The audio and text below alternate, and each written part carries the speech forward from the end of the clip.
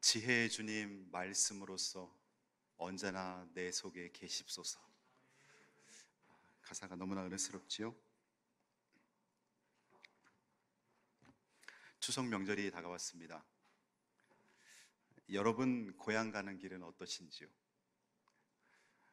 서울이 고향이신 분 한번 이렇게 손 들어 보실래요? 서울이 고향이신 분? 예, 한 10분 정도 계신 것 같으네요. 나머지는 경기도 또 그 아래 지방이신 것 같습니다. 고향 갈 때 어떤 분은 행복한 발걸음으로 부모님도 빨리 보고 싶고 형제자매도 만나고 싶고 옛날에 초등학교 친구들 고향 사람들 얼굴도 보고 싶고 그런 분도 계실 겁니다. 자랑거리와 간증거리를 잔뜩 안고 고향에 입성하는 분도 계실 것입니다. 그런데 고달픈 삶에 지쳐서 고향에 안 갈 수는 없고 부모님 얼굴만 잠깐 뵙고 오리라 이렇게 마음 갖는 분도 계세요. 친척들 만나는 것도 부담스럽고 마을 주민 친구들은 더더욱 부담스럽고 부모님께만 얼굴 보여드리고 나는 올라오리라. 삶이 너무 지치고 힘드니까 그런 마음으로 고향에 가시는 분도 있을 것입니다. 그 중에 어떤 분은 나는 고향 가는 것조차 포기했다. 집에서 나 홀로 쉬면서 회복하리라. 나 자신이 일에 지치고 관계에 지치고 자녀 양육하며 너무 지쳤기 때문에 나는 나 하나 회복하는 것도 나에겐 큰일이다. 이렇게 생각하는 분도 더러 있어요. 여러분은 어떠신지요? 오늘은 룻기에 등장하는 나옴이라는 한 여인의 삶을 통해서 인생의 후반전 가장 아름답게 승리의 기쁨을 누린 이 나오미의 삶을 소개하면서 저와 여러분의 노후가 그리고 저와 여러분의 고향 입성이 이렇게 아름다운 열매를 맺게 되기를 주의 이름으로 축복합니다. 나오미는 원래 이스라엘 사람입니까? 모압 사람입니까? 나오미 어디 사람이에요? 이스라엘 사람이죠? 나오미는 그 남편 이름이 엘리멜렉. 그래서 엘리멜렉과 나오미는 하나님이 선택한 선민 이스라엘 백성이었어요.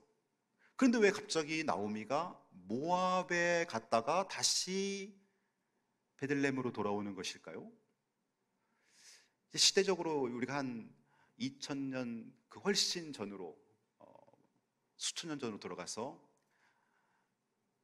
나오미가 살던 그 시대적 배경으로 돌아갑니다. 이스라엘이라는 나라에 흉년이 들은 거예요. 우리나라로 말하면 1997년, 8년 IMF 시절, 그리고 더 그 전으로 돌아가면 6.25 전쟁 이후에 50년대 보릿고개를 겪으며 힘들어했던 그 시절 이스라엘 지금 상황이 그런 거예요. 흉년이 들어서 그 나라 백성들이 다 신음하며 살 수밖에 없는 이런 시기에 나오미에게 들려오는 것이 모압이라는 나라에 가면 먹을 게 여기보다 풍성하더라. 모압으로 가자.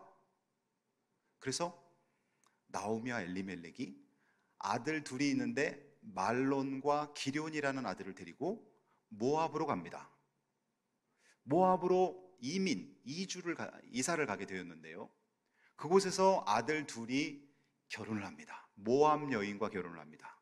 오르바, 첫째 며느리 오르바, 둘째 룻, 오르바와 룻이라는 며느리를 보게 되는 거죠. 자, 여기까지는 좋아요.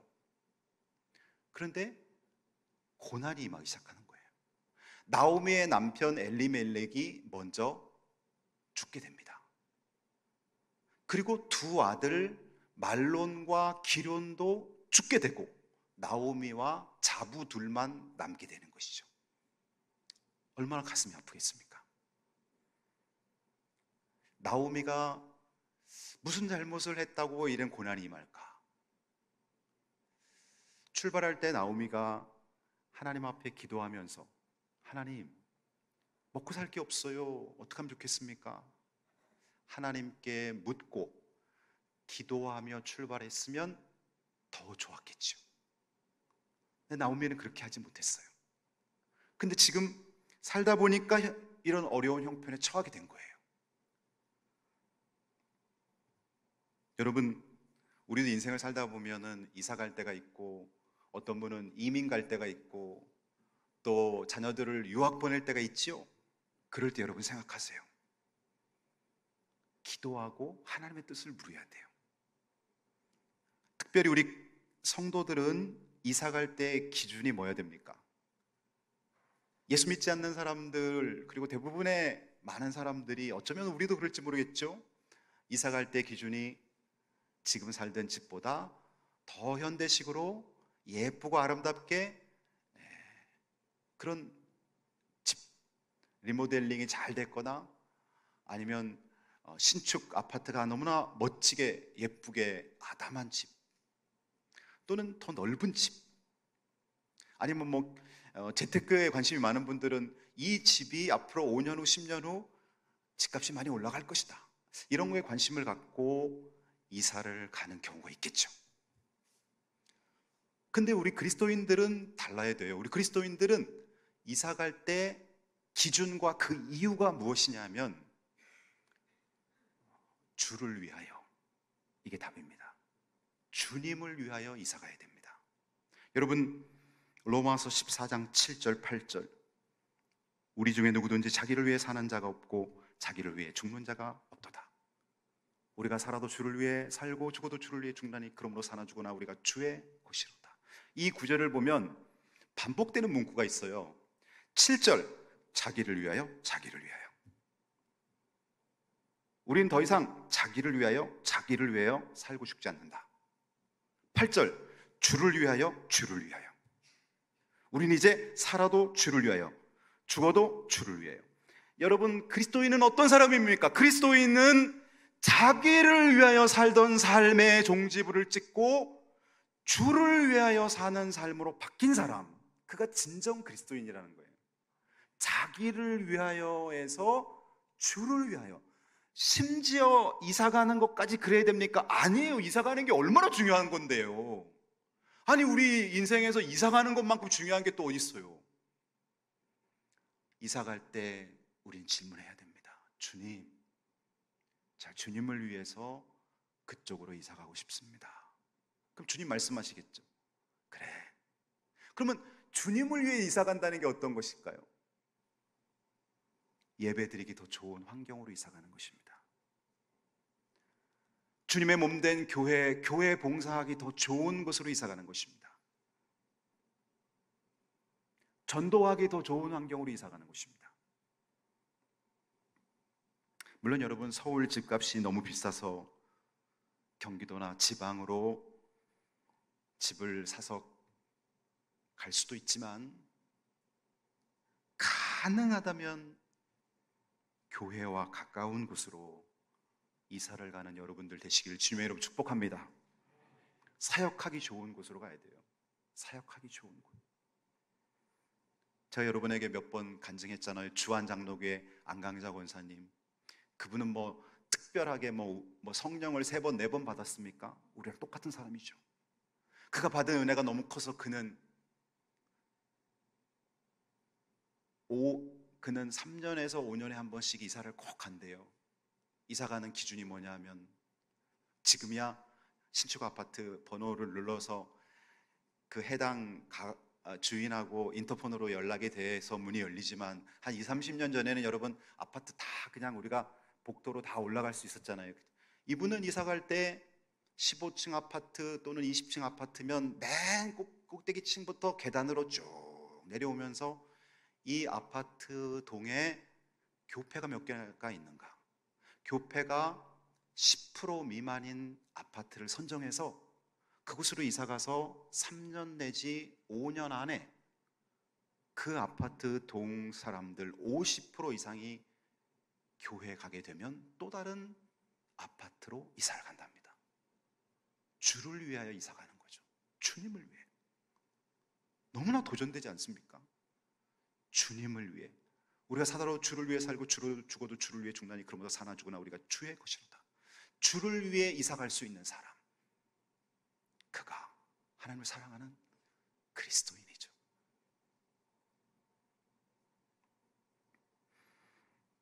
여러분, 취미생활도요,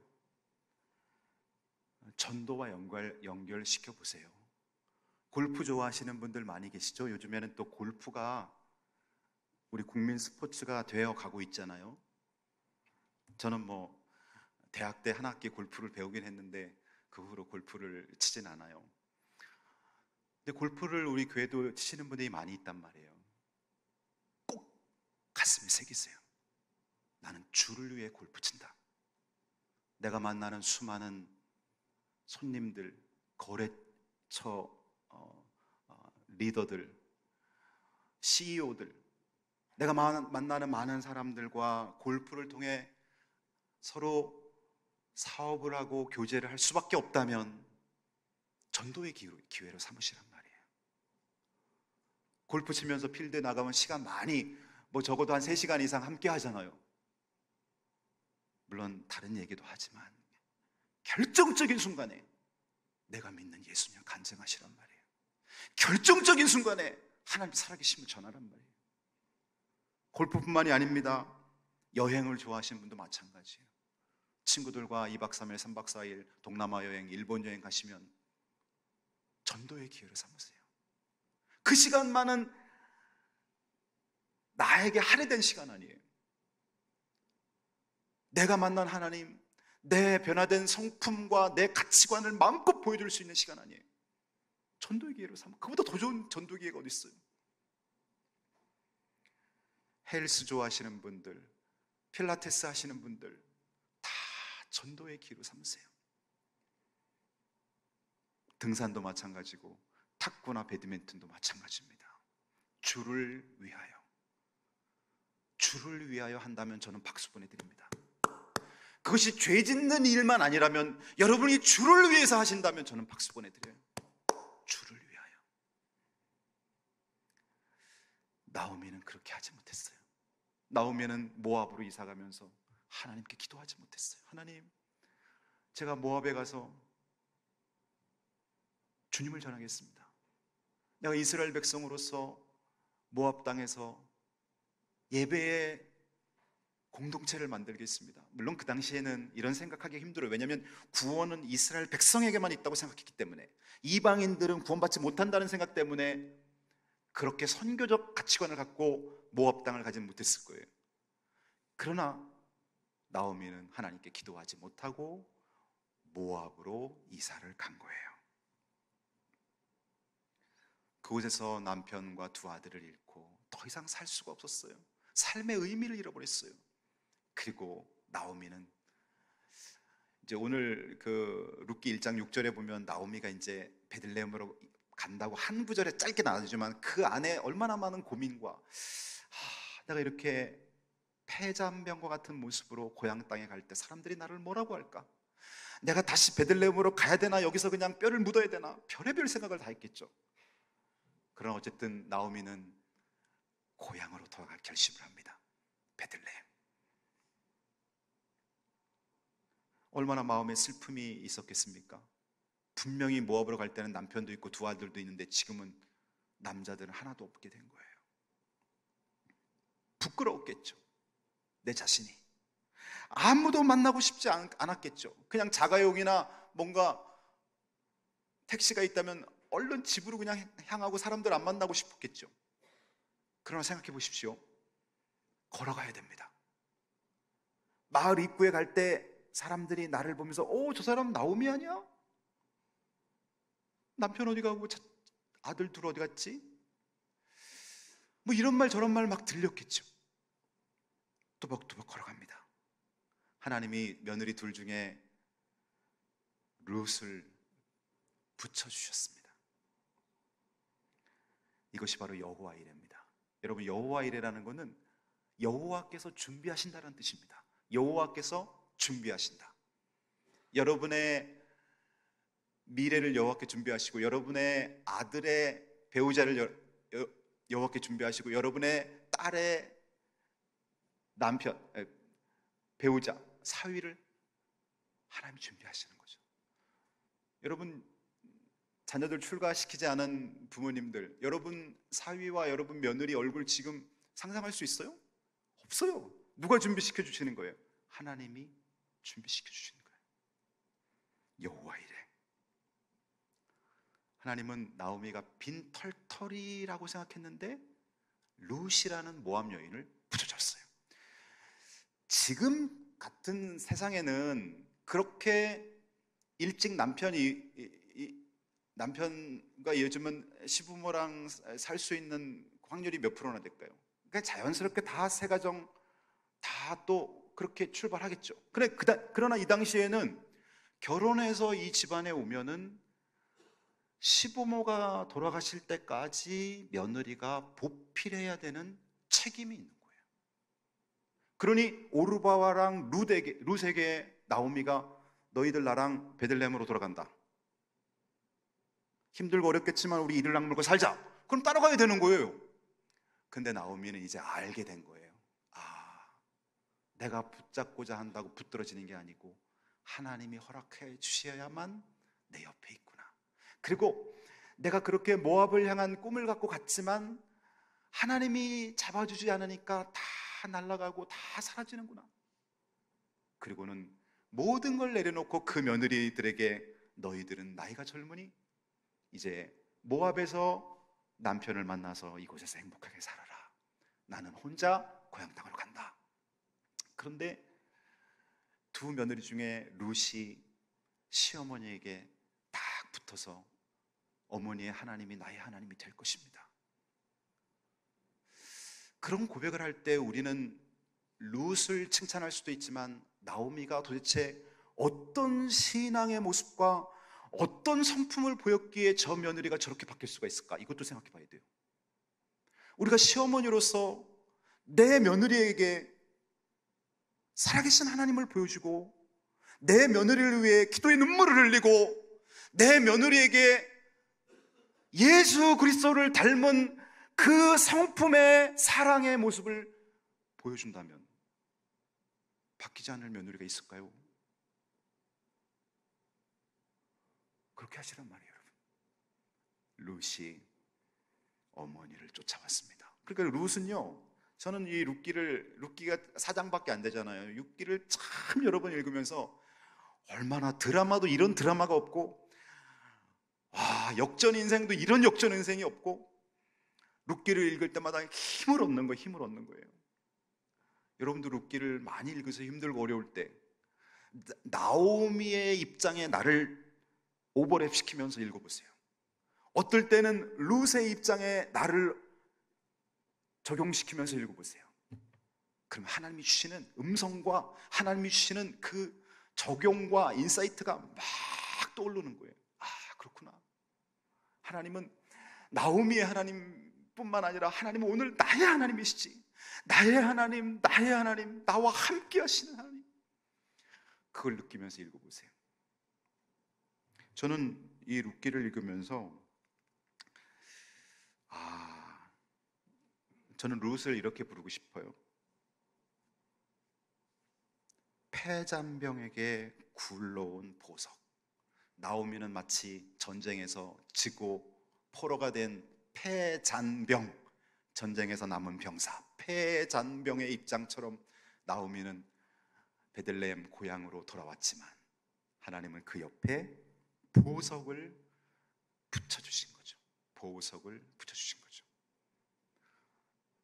여러분도 인생 살면서 많은 것을 잃고 힘들었다고 생각하지만 눈을 잘 뜨고 보세요. 여러분 옆에 보석이 붙어 있어요. 여러분의 남편이 여러분의 보석이고요, 여러분의 아내가 여러분의 보석입니다.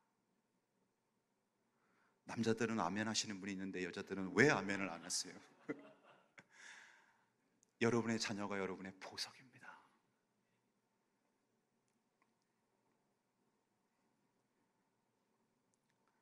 저희 어머니한테 저는 룻과 같은 존재라고 저는 생각했어요. 제가 고등학교 졸업하던 고등학교 3학년 1987년 12월, 그때는 대입학력고사라고 있어갖고 학교와 과를 먼저 정하고 그곳에 가서 학력고사를 치렀죠. 제 연배 되시는 분들 다 이해하실 거예요. 시험을 보고 집으로 돌아와서 바로 TV에서 정답이 나와서 아버지, 어머니 그리고 이걸 이래 맞춰보던 기억이 나요. 그때 저는 공부하느라 몰랐는데 저희 집이 아버지가 장사 사업을 하셨는데 몇 번 이렇게 사기를 당하시면서 시골에 있는 재산이고 뭐고 다 없어지고 오히려 빚을 지고 그 농촌에서 청주로 나올 수밖에 없었어요. 제가 대학 1학년 때 그것은 저에게 큰 상처였어요. 몇 달에 한 번씩 빚쟁이들이 오는데 얼굴 아는 분인 거예요. 고향에서 함께 우리 부모님하고 너무 친하게 지내셨던 분들이 몇 달에 한 번씩 돈 언제 갚을 거냐고 청주를 육거리 시장을 찾아오시는 거예요. 저는 내색은 하지 않았지만 다 알죠, 그 집안 분위기를. 저희 아버지 어머니가 열심히 리아카에다 과일을 싣고 밤늦게까지 장사하면서 3, 4년 만에 빚을 다 갚으셨어요. 그리고 하나님이 저를 일반 대학 마치고 목회자로 불러서 대학원 졸업하고 결혼해서 자녀를 셋을 하나님 선물로 주시고 지금으로부터 10년 전에 이수교회 담임 목사로 딱 부임을 했는데 저희 어머님이 너무나 좋아하시는 거예요. 고향 사람들한테 전화를 해서 그때 우리 가족이 그렇게 힘들게 고향을 떠났지만 내 아들이 이수교차로의 이수교회 담임 목사가 됐다고.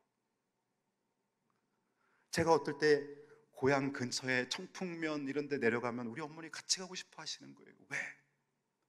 고향 사람들한테 자랑하고 싶은 거예요. 우리는 그때 패전병처럼 청주로 이사 왔지만 하나님이 내 아들에게 이런 신앙을 주어서 복음 전하는 목회자가 됐다고.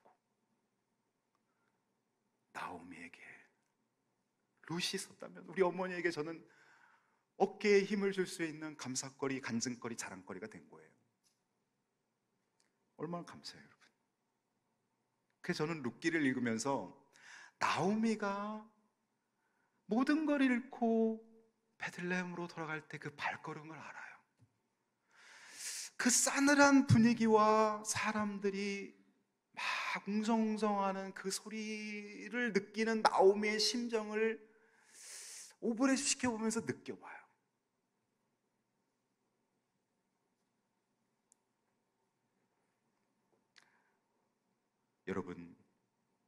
여러분에게도 룻과 같은 존재가 있다는 걸 보시기 바랍니다. 여러분에게도 하나님은 룻을 붙여주셨어요. 여러분을 통해서 여러분의 인생의 그 마지막이 나오미처럼. 여러분 생각해 보십시오. 모압 땅에서 남편이 잃고 두 아들이 잃었을 때는 나 얼른 죽어야지. 나 얼른 죽을 거야. 나 하나님 앞에 가서 뭐라고 얘기해야 되지? 고향 땅에서 죽을까? 모압 땅에 죽을까? 그래도 하나님이 이 나라 이 민족 선택했는데 내 구원받을 수 있는 이스라엘 나라에 가서 나 묻힐 거야. 그러면서 들어간 땅이 베들레헴, 그 고향 가는 길. 그러나 하나님께서는 모압 여인 룻과 그 나오미의 남편 엘리멜렉과 가장 친한 친척인 기업 물을 자, 이 룻기에는 기업 물을 자라는 그 구절이 나오는데 이게 무슨 뜻입니까? 기업 물을 자, 그 집안의 가문을 이어갈 자, 그 집안의 후손을 이어갈 자, 그게 기업 물을 자입니다. 그 기업 물을 자가 바로 보아스. 룻과 보아스를 하나님 준비시키고 있다가 딱 만나게 하셔서 그 사이에서 오벳이라는 아들이 태어나게 합니다. 이 오벳이 누굽니까? 다윗 왕의 할아버지가 됩니다. 오벳의 아들 이새의 아들 다윗. 다윗 왕은 누굽니까? 하나님께서 사무엘 하에서 약속해 주셨듯이 영원한 왕권, 내가 다윗 후손을 통해서 영원한 왕권을 주리라. 그 다윗의 후손을 통해서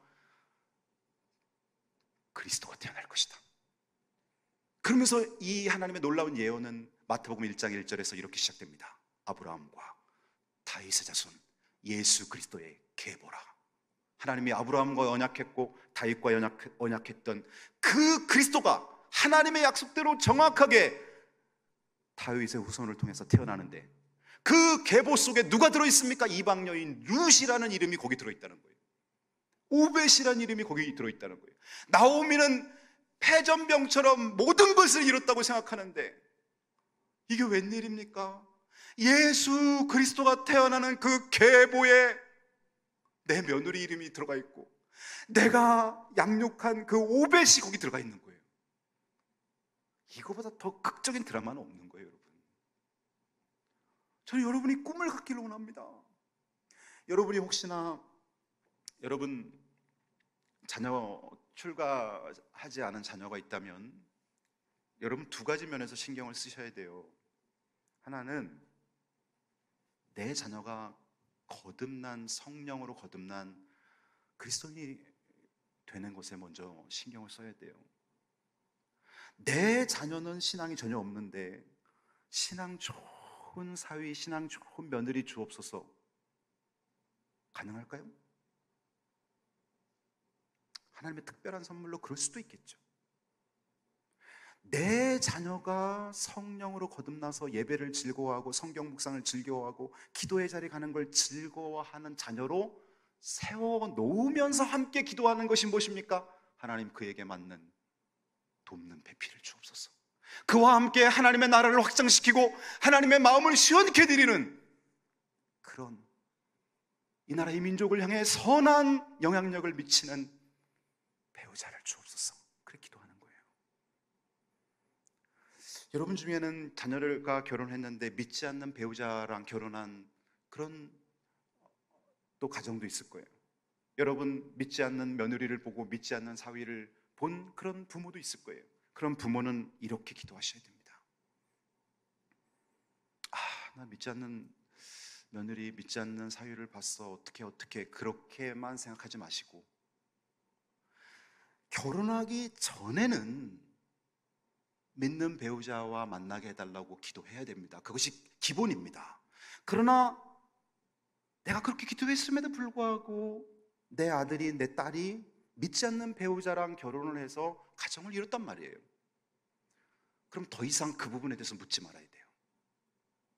그분에 더 이상 묻지 말고 하나님께서 믿지 않는 배우자를 통해서 믿게 하고, 여러분 룻은 이스라엘 여인이 아니라 모압 여인이라는 걸 기억하시기 바랍니다. 룻은 불신의 나라에서 불신자의 가정에서 온 며느리였어요. 그러나 이스라엘의 그리스도의 계보 안에 들어가는 여인이 된 거예요. 그러니 여러분 기도해야죠. 하나님, 우리 며느리, 우리 사위, 하나님께서 이렇게 구원받게 하기 위해서 내 아들, 내 딸을 만나게 해주셨사오니 그의 마음문을 열어주셔서 하나님 예수 믿게 하옵소서. 제가 시어머니로서, 제가 시아버지로서 눈에 보이지 않는 하나님을 내 말과 내 행동으로 보여주게 하옵소서. 내가 그에게 그리스도의 사랑을 전하게 하시고 살아있는 복음을 그에게 전하게 하옵소서. 그가 예수 믿어서 우리 자자손손, 우리 가문에 예수 잘 믿는 가문을 이루게 하옵소서. 이렇게 기도하셔야지요. 안 믿는 며느리가 들어왔어, 안 믿는 사위가 들어왔어, 어쩌겠지, 그런 말씀 이제 하시면 안 돼요. 결혼을 딱 한 순간부터는 하나님께서 이 자녀를 통해서 이루실 일을 기대하면서 기도하셔야 돼요. 룻을 통해서 하나님이 놀라운 일을 이루듯이 하나님의 그 놀라운 손길을 기대하시기 바랍니다. 나오미는 고향 가는 길에서 사람들이 이가 누구냐, 나오미가 아니냐 그럴 때 나오미는 그들에게 이렇게 말했습니다. 나를 더 이상 나오미라고 부르지 말고 마라라고 불러라. 마라라는 히브리어는 쓰다라는 뜻이에요. 슬픔이라는 뜻이에요. 내가 너무 슬프고 내 인생이 너무 쓰라리니까 나 더 이상 나오미라고 부르지 말고 나를 슬픔이라고 불러달라. 그런데 그 슬픔이라고 불러달라고 했던 그 나오미에게 오벳이란 어린아이, 그 손주가 딱 품에 안기면서 이제는 나오미가 그 오벳을 키우는 양육자가 되었더라. 오늘 성경 16절, 나오미가 아기를 받아 품에 품고 그의 양육자가 되니 얼마나 감사하겠어요. 춤을 덩실덩실 추었겠죠. 여러분도 그런 기대를 하세요. 믿음의 눈으로 바라보세요. 여러분의 인생에 이런 놀라운 축복이 임하기를, 그리고 여러분의 고향 가는 길이 나오미처럼 이렇게 놀라운 변화와 놀라운 기적을 소망하며 가는 길이 되기를 주님의 이름으로 축복합니다. 기도하겠습니다.